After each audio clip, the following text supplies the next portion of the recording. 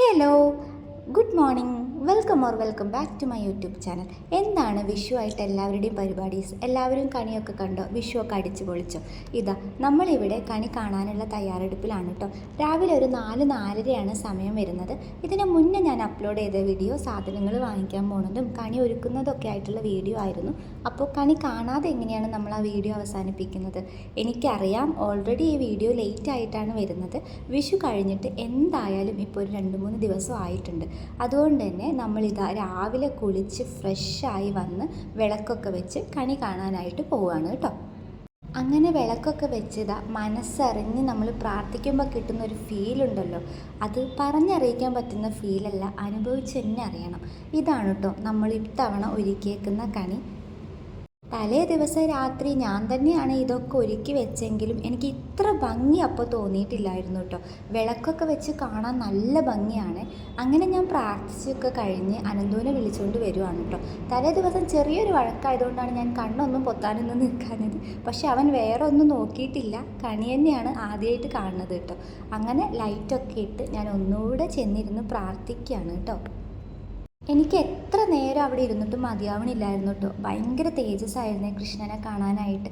അല്ലെങ്കിൽ നമ്മൾ ഈ പുലർച്ചെ സമയത്ത് അമ്പലത്തിൽ പോകുമ്പോഴും അതുപോലെ വിളക്കൊക്കെ വെച്ച് പ്രാർത്ഥിക്കുമ്പോൾ ഒരു വല്ലാത്തൊരു പോസിറ്റിവിറ്റി അല്ലേ കിട്ടുന്നത്. മേ ബി അതുകൊണ്ടായിരിക്കും ഞാൻ ഒരുപാട് നേരം അവിടെ തന്നെ ഇരുന്നു കേട്ടോ. അതൊക്കെ കഴിഞ്ഞ് നേരെ ഞാൻ ചെയ്യാൻ പോയത് ഈ പരിപാടിയാണ്, പടക്കം പൊട്ടിക്കുക. പടക്കം പൊട്ടിക്കുക എന്ന് ഞാൻ പറയുന്നത് ഇതുപോലത്തെ മത്താപ്പൂ, കമ്പിത്തിരി, പൂത്തിരി, ചക്രം അതൊക്കെ കത്തിക്കുന്നതിനെയാണ് കേട്ടോ. അല്ലാതെ എനിക്ക് പടക്കം, ഗുണ്ട് അതൊന്നും പൊട്ടിക്കാൻ പേടിയാണ്, അതൊന്നും ഞാൻ ചെയ്തിട്ടുമില്ല കേട്ടോ. അപ്പോൾ ഇതിൻ്റെ മുന്നേ ഞാൻ അപ്ലോഡ് ചെയ്ത വീഡിയോ ഇതുപോലെ സാധനങ്ങളൊക്കെ വാങ്ങിക്കാൻ പോകുന്ന വീഡിയോ ആയിരുന്നു. അതിനകത്ത് ഞാൻ ഓൾറെഡി പറഞ്ഞിട്ടുണ്ട്, എന്ത് വാങ്ങിച്ചാലും ഞാൻ തന്നെ പൊട്ടിക്കണം. അതുകൊണ്ട് എനിക്ക് പറ്റുന്ന കാര്യങ്ങളാണ് ഞാൻ വാങ്ങിക്കണേന്ന്.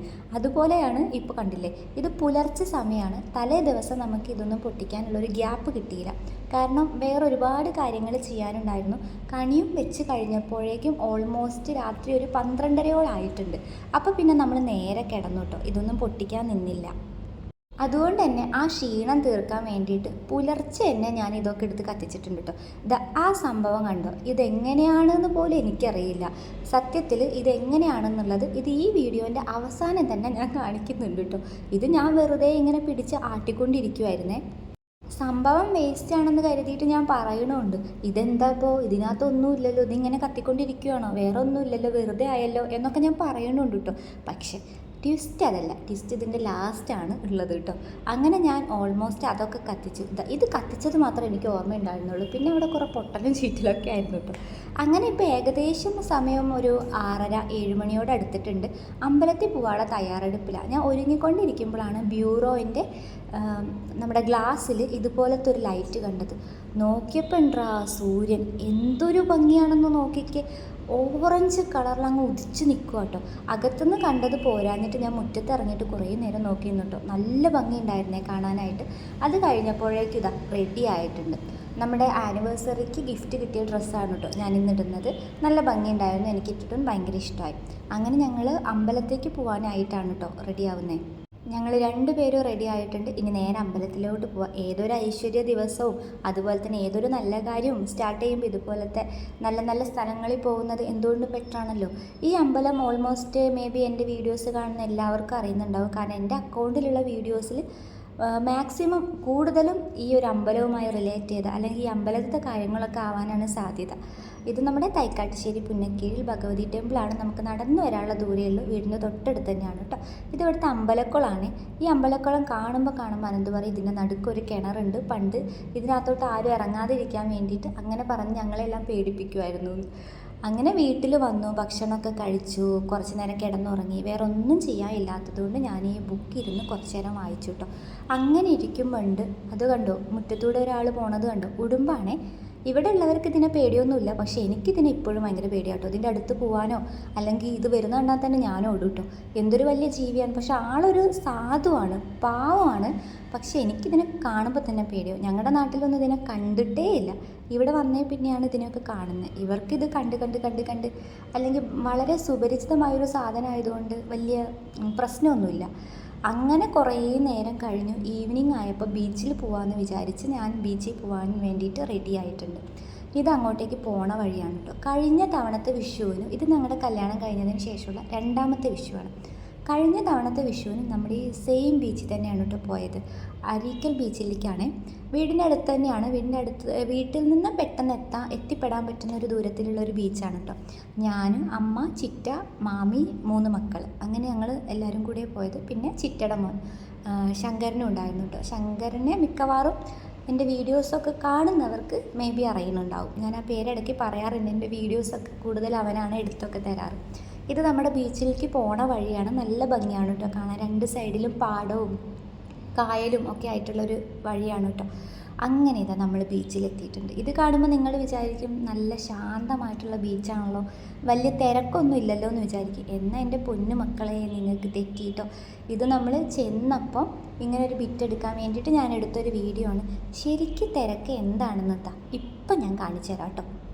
കണ്ടില്ലേ, ആ പ്രദേശത്തുള്ള എല്ലാവരും ആ ബീച്ചിലുണ്ടെന്നാണ് എനിക്ക് തോന്നുന്നത്. വിഷു ആണല്ലോ, എല്ലാവർക്കും ലീവാണല്ലോ, സ്കൂളൊക്കെ പൂട്ടിയിരിക്കുമല്ലേ, അതുകൊണ്ടായിരിക്കും. പക്ഷെ ബീച്ചെന്ന് പറയണത് എനിക്ക് തോന്നുന്നത് നമുക്ക് വീണ്ടും വീണ്ടും വീണ്ടും കാണാൻ തോന്നുന്ന ഒരു പ്ലേസാണ്. സാധാരണ നമ്മൾ വേറെ എവിടെയെങ്കിലുമൊക്കെ പോയി കഴിഞ്ഞ് കഴിഞ്ഞാൽ നമുക്ക് മേ ബി ഇനി അവിടെ പോകേണ്ട, അതൊരു തവണ കണ്ടതാണെന്നൊക്കെ തോന്നുന്ന പ്ലേസുകളാണ്. പക്ഷെ ബീച്ചിൽ എനിക്ക് തോന്നണില്ല ഞാൻ ബീച്ച് ഒരു തവണ കണ്ടതാണ്, ഇനി അങ്ങോട്ട് പോവണ്ട എന്ന് ആരെങ്കിലുമൊക്കെ പറയും എന്നെനിക്ക് തോന്നുന്നില്ല. കാരണം എത്ര കണ്ടാലും മതി വരാത്തൊരു സ്ഥലമാണ്. കുറേ വെള്ളവും കുറേ തിരമാലയും കുറേ മണലാരങ്ങളൊക്കെ കാണാനുള്ളൂ എങ്കിലും എന്തോ ബീച്ച് നമ്മളെ വീണ്ടും വീണ്ടും വീണ്ടും അങ്ങോട്ടേക്ക് അട്രാക്റ്റ് ചെയ്യുന്ന പോലെയാണ് എനിക്ക് തോന്നിയേക്കുന്നത്. അങ്ങനെ കുറച്ച് നേരം നമ്മളവിടെ നിന്നപ്പോഴേക്ക് ഒരു മുട്ട മഴ പെയ്തു കേട്ടോ. അത് വല്ലാത്തൊരു പണിയായിരുന്നു. കണ്ടില്ല, ആൾക്കാരൊക്കെ ഓടുന്നത്. അത്യാവശ്യം നല്ല ഹെവി ആയിട്ട് തന്നെയുള്ള മഴ പെയ്തു. നമ്മൾ നനയണ്ടെന്നോർത്താണ് ഞാൻ പോയതെങ്കിലും കുറച്ചങ്ങോട്ട് വൈബ് പിടിച്ച് നനയാൻ തുടങ്ങിയപ്പോഴേക്കാണ് ഈ പണി കിട്ടിയത്. ഓടി അടുത്തുള്ള പാലത്തിൻ്റെ താഴെ പോയി നിന്നിട്ടോ. ഇതിൻ്റെ മുകളിലൊക്കെ കയറി ഇരുന്നാൽ സൺസെറ്റൊക്കെ നല്ല ഭംഗിയായിട്ട് കാണാം. അങ്ങനെ നമ്മളെല്ലാവരും കൂടെ അതിനകത്തേക്ക് പോയി നിന്നു.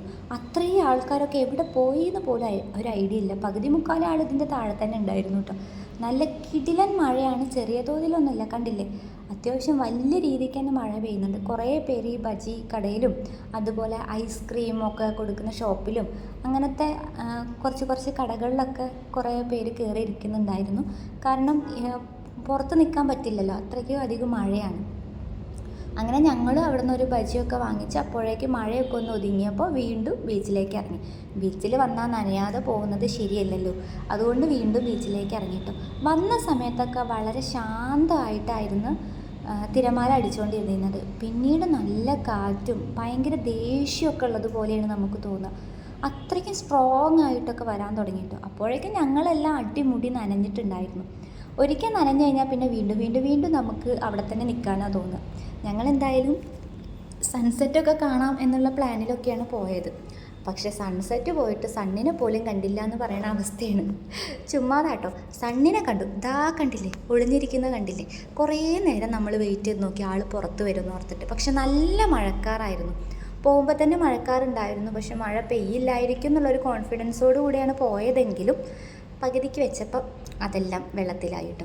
അങ്ങനെ കുറേ നേരം നമ്മൾ നോക്കിയിരുന്നു. പക്ഷെ ആൾ പുറത്തോട്ടേ വന്നില്ല. ഇത്രയും പേര് നോക്കി നിൽക്കുന്നത് കൊണ്ടാണെന്ന് തോന്നുന്നു. അങ്ങനെ കുറച്ച് നേരം കൂടെ നമ്മൾ അവിടെ നിന്ന് കളിച്ചിട്ട് കടലിലേക്ക് അധികം അങ്ങോട്ട് ഇറങ്ങാൻ സമ്മതിക്കുന്നില്ലായിരുന്നു. ഇടയ്ക്കിടയ്ക്ക് സ്ക്വാഡ് വന്നിട്ട് പറയുന്നുണ്ടായിരുന്നു കയറാൻ വേണ്ടിയിട്ട്. അപ്പോഴേക്കും ഇതാ പിള്ളേർ ഇവിടെ കടലമ്മ എന്നൊക്കെ എഴുതിയിട്ട് ഓരോ തിരമാല വരുമ്പോൾ പറയട്ടോ, കേട്ടോ അത് മായ്ക്കാനായിട്ട് വരുവാണെന്നൊക്കെ പറയുവാണ്. അങ്ങനെ ഞങ്ങളിതാ കുറേ നേരം കൂടെ അവിടെ നിന്നു. അപ്പോഴേക്കും നമ്മൾ ഫുൾ അടിമുടി നനഞ്ഞ് ഒട്ടിയിട്ടുണ്ടായിരുന്നു കേട്ടോ. പിന്നെയും കുറച്ചുകൂടെ പ്രതീക്ഷയുണ്ടായിരുന്നു. മഴക്കാറൊക്കെ മാറി നമ്മുടെ അന്തരീക്ഷമൊക്കെ ഒന്ന് തെളിഞ്ഞ് വരുമ്പോൾ നമ്മൾ ഓർത്തു കുറച്ച് നേരം കൂടെ വെയിറ്റ് ചെയ്ത സൺസെറ്റ് കാണാതിരിക്കും. മെയിനായിട്ട് ഈ ബീച്ചിൽ വരുന്നത് എന്തിനാ? സൺസെറ്റ് കാണാനാണ് മെയിനായിട്ട് ബീച്ചിൽ വരുന്നത്. അത് കാണാതെ എങ്ങനെയാണ് പോവുക? പക്ഷെ വെറുതെ ആയിപ്പോയി, ഒരു കാര്യം ഉണ്ടായില്ല. നമ്മൾ കുറേ നേരം വെയിറ്റ് ചെയ്തു. പിന്നെ ഒരു 6-6:30 വരെയൊക്കെ അല്ലേ നിൽക്കാൻ പറ്റുള്ളൂ. അത് കഴിഞ്ഞ് വീട്ടിൽ വന്നിട്ട് ബൈനുള്ള പരിപാടി ഇതായിരുന്നു കേട്ടോ. ശങ്കരനും ഉണ്ടായിരുന്നു. ഞങ്ങൾ ബാക്കി ഉണ്ടായിരുന്ന എല്ലാ ഐറ്റംസും പൊട്ടിച്ചിട്ടുണ്ട്. ഇതാണ് ഞാൻ കഴിഞ്ഞ വീഡിയോയിൽ പറഞ്ഞ 2 തവണ നിർത്താതെ കറങ്ങുന്ന ചക്രം. പക്ഷേ അത് പെട്ടെന്ന് തന്നെ അവിടെ തട്ടിയിട്ട് നിന്നു കേട്ടോ. ഇത് കണ്ടില്ലേ, ഇത് സ്റ്റെപ്പൊക്കെ ഇറങ്ങി താഴെ പോയിട്ട് പോലും നിൽക്കണില്ലായിരുന്നു. സൂപ്പറായിരുന്നു. ഞങ്ങൾ അതെല്ലാവരും പറഞ്ഞ് ചിരിക്കുകയും ചെയ്തു കേട്ടോ. അത് ഫുള്ള് കത്തി തീർന്നപ്പോഴാണ് നിന്നത്. ഇതാണ് ഞാൻ കാണിച്ചത് കേട്ടോ. ഇതിൻ്റെ തുടക്കത്തിൽ ഞാൻ ഇതുപോലെ കറക്കാതെ ചുമ്മാ പിടിച്ച് നിന്നിരുന്നൊരു സാധനമല്ലേ വേസ്റ്റായി എന്നൊക്കെ പറഞ്ഞിട്ട്, അതാണ് ഈ സാധനം. ഇതുകൊണ്ട് ഇങ്ങനെയാണ് ചെയ്യേണ്ടത്. ഇതിങ്ങനെ കറക്കിയൊക്കെ നമ്മൾ ഇത് ചെയ്യുന്ന സംഭവമാണ് കേട്ടോ. ഇവൻ വന്നപ്പോഴല്ലേ എനിക്കിത് മനസ്സിലാണ്. അപ്പോൾ ഞാനും പിന്നെ കുറേ അങ്ങ് കറക്കി. അങ്ങനെ അത് കഴിഞ്ഞിട്ട് ഇതാ മാലപ്പടക്കം പൊട്ടിക്കാൻ പോവാണ് കേട്ടോ. ആൾക്ക് പേടിയുണ്ടോയെന്ന് ചോദിച്ചാൽ പേടിയുണ്ട്, പക്ഷെ എന്നാൽ പേടിയില്ലാത്തൊരു കാണിച്ചു കൂട്ടലാണ്. അപ്പോൾ ആ സംഭവം അവിടെ നിൽക്കണില്ലായിരുന്നു. അപ്പോൾ അതുകൊണ്ട് അവൻ എൻ്റെ അടുത്തൊരു കയർ എന്തെങ്കിലും ഉണ്ടോ എന്ന് ചോദിച്ചിട്ട് ഞാൻ ആ ചെടിയിലുണ്ടായിരുന്ന ഒരു കയർ മുറിച്ച് കൊടുത്തതാണ്. അങ്ങനെ ഒരുവിധം ആളവിടെ സെറ്റാക്കി വെച്ചിട്ടുണ്ടേ.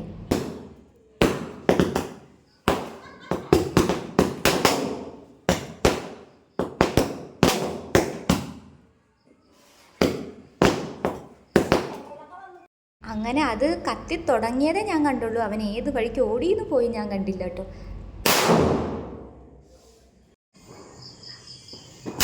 പടക്കമൊക്കെ എറിഞ്ഞിട്ട് വരുന്ന വരവൊക്കെ കണ്ടു. അപ്പോൾ ഇങ്ങനെയൊക്കെ ആയിരുന്നു കേട്ടോ നമ്മുടെ ഒരു വിഷു ദിവസം ഉണ്ടായിരുന്നത്. അങ്ങനെ നല്ല ഹാപ്പി ആയിട്ടെല്ലാം അവസാനിച്ചിട്ടുണ്ട്. നെക്സ്റ്റ് വീഡിയോയിൽ കാണാം. Till then bye, Tata.